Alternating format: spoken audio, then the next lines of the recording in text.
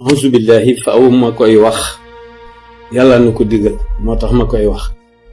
mina seytaane laa bëgg a wax di iblis mi nga xam ne ak njabootam fépp lañu fees waaye nag àdduna bi li fi xew lépp du moom nanu seetaat li fi xew dëgg la iblis yàgg naa am doole dama noon a jàmm yàlla moo ko jox doole moo am pouvoir bu mag yorug njabootam fu nekk ci àdduna bi ay kuréel la fa am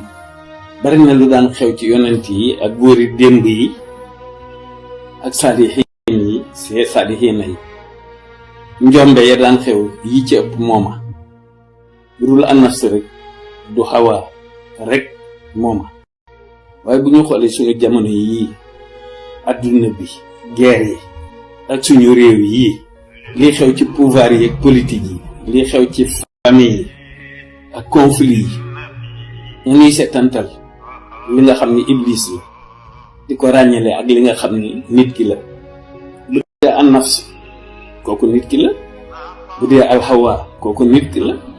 bu dee bëgg àdduna yi nit ki la bu dee bëgg pouvoir yi itam nit ki la bu dee topp intérêt yi itam nit ki la bu dee faral sa mbokk yi nit ki la bu dee faral sa xarit nit ki la bu dee sa ndey ak sa baay it nit ki la mbokk mu góor mbaa mu jigéen nit ki la yu mën a xew ci suñ diggante kon ñun la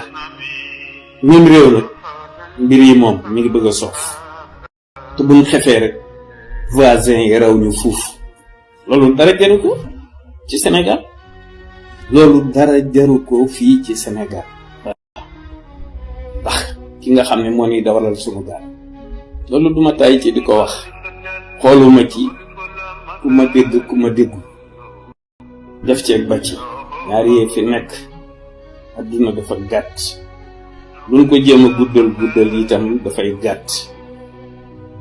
ay nit dee suba itam keneen dee ginnaaw ëllëg nga dee ginnaawaati ëllëg ma dee góor ak jigéen mag ak ndaw ñëppay dee kon rek na ni bàyyi xel nag dee ay manifestation ki yi fi xew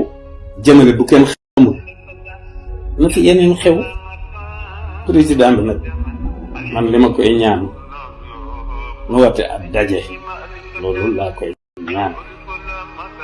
ci ay kilifa muy penku di sowwu ñu teg yoon wu jub yi ni ci coowu bu nu ko deful lu nu dal rek nu na bu nu